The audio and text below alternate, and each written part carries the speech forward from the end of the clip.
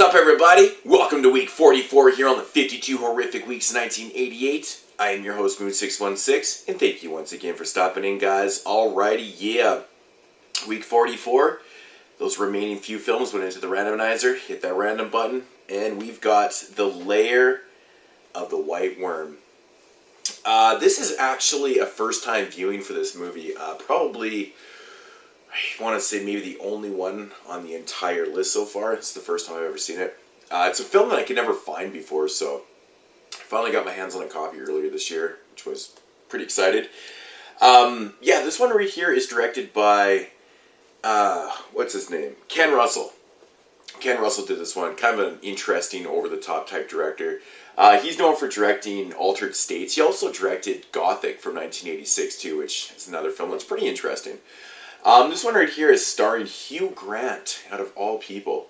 A very, very young Hugh Grant. I'm assuming this is probably one of his earlier films that he did in his career. I don't really know much about Hugh Grant, but yeah, getting into the plot of this one. The film starts out with an archaeologist by the name of Angus Flint.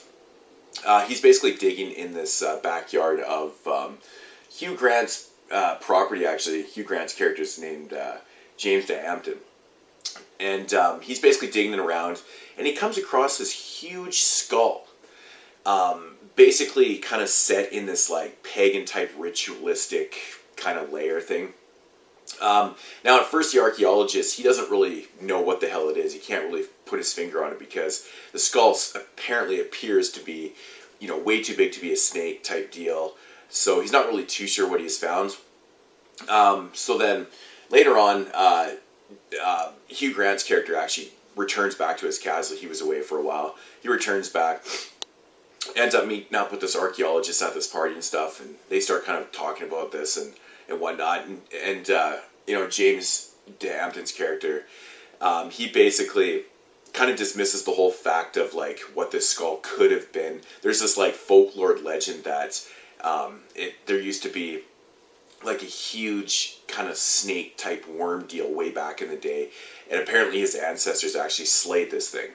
But he wants to dismiss the whole folklore because he doesn't really believe in that type of stuff. But he can't deny the fact that he did find this like huge skull and whatnot. So soon after that, basically what happens is Hugh Grant's character, or his girlfriend, ends up going missing.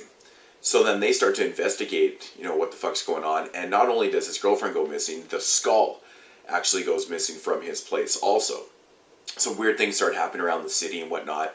Then you get introduced to your character, Sylvia Marsh. She is basically the head of, she's like this immortal leader of this snake cult. And, you know, she's around, and she's basically just kind of kidnapped Hugh Grant's girlfriend because she's a virgin. And she basically needs to sacrifice her to this worm god and whatnot and stuff like that. So now it's basically them trying to figure out what the fuck is going on and trying to stop this and stuff like that. That's a basic synopsis of your film. Now, my thoughts on this one. This is a very, very interesting type film. It plays on, you know, pagan and Christianity, you know, type religion and stuff like that. But it does it like in a kind of comedic way. Almost in a black humor way too. There's quite a few things that are in this film that are actually pretty funny. They're subtle, but they're absolutely fucking hilarious. I really like the approach that Ken Russell took to this film. He didn't take it too serious. I've never read, like, this is actually based on a Bram Stoker story. Apparently one of the last stories he ever wrote. I am not familiar with it. I've never read that work. So I can't compare the two, which is unfortunate, but I'm assuming that the original work is probably a lot darker than this approach.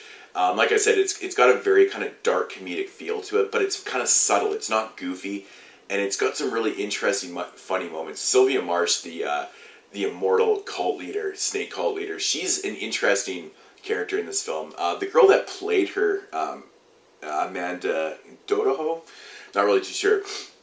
She is so fitting for the character. She just fits it so well. The makeup's perfect for her. Just her whole body and makeup, she's just perfect for the role, in my opinion. Pulls it off really well. Great acting. And that actually is one thing that's pretty prevalent in this film. Everyone's actually really good. So it kind of leads me to say, like, something I probably never would say before. Hugh Grant was really good in this movie. He was actually quite believable. Actually, everybody's really good. I love the way lines are delivered in this film. It comes off serious, but it has a very comedic element to it.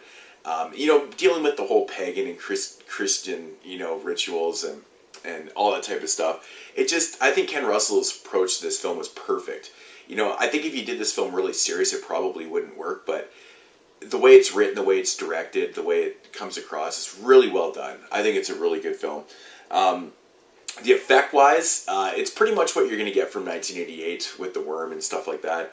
It looks pretty good. It's kind of funny at times, but it works. Some really interesting type kind of like dream sequences in this film that, in my opinion, kind of take you out of it a little bit at times. But it doesn't happen too much. But I understand why they're there. It does add to what's going on with the history of the worm and stuff like that, and the cult. But I think there was one scene that it went on a little too long, and it was a scene where Jesus was being crucified and all this type of things were going on.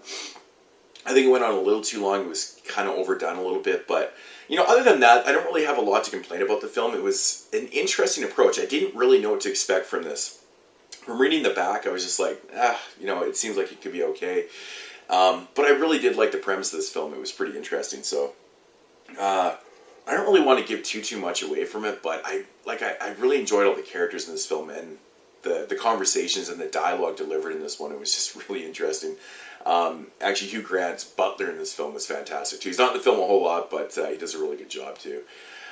But yeah, the premise, fantastic. I really like this whole huge worm / kind of, monster type deal. It's an interesting premise, pretty interesting stuff. So I don't really know what else to say about it. Like I said, this is my first time watching this film, so I really do need to check this one out again. Maybe I'll pick up on some more things and stuff. But, for my first viewing, I really enjoyed it, man. It was a good premise, and I like the fact that it wasn't overly serious. I like the comedic kind of dark element to it, dark comedy element to it. There's one scene where Hugh Grant, I don't want to fully give it away, but he's got this pen and he's kind of simulating a penis kind of thing. It's really funny, actually. But yeah, The Lair of the White Worm. Definitely give this one a shot if you can find it. It's really, really fun, man. It's obviously it's like a British film, so it's got that type of humor to it too. But I don't know, definitely check it out. Fun stuff. I had to rate this one.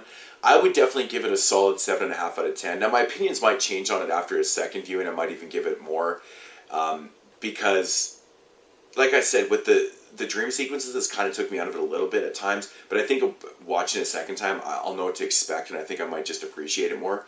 So, but yeah, I'm still going to give it a 7.5 out of 10. Definitely check this movie out. Really fun stuff. Like I said, I just don't want to give too much away. I don't want to give any of the jokes or anything away, but fun stuff. Definitely give it a shot. Alright guys, that's going to do it for